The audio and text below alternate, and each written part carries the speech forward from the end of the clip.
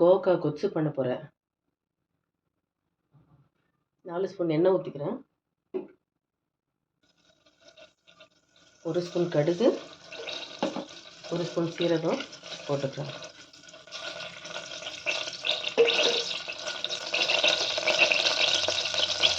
அது புரிஞ்சு வேப்பில் கொஞ்சம் வெங்காயம் போட்டுக்கிறேன்.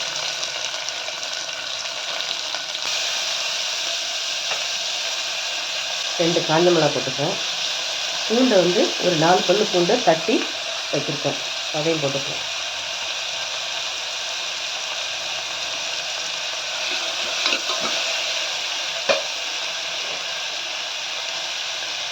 ஒரு 10 கோவக்காவை பொடியாக நறுக்கி அதையும் போட்டுக்கலாம். அது கூட 2 தக்காளி.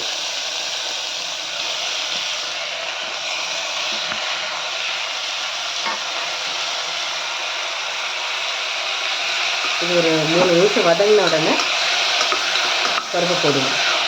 இந்த பருப்பை கழுவி வச்சுருக்கேன், அதையும் கூட சேர்த்துக்கலாம்.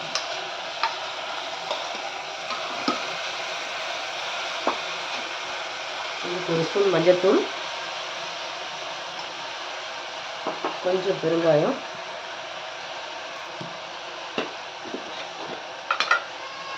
சாம்பார் பவுடர் 1.5 ஸ்பூன் போடுறேன். உப்பு 1 ஸ்பூன் போட்டுக்கிறேன்.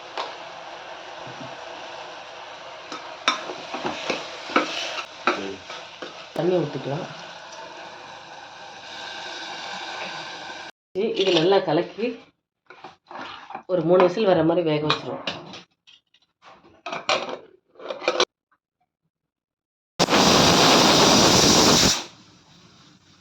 ஆயிடுச்சு.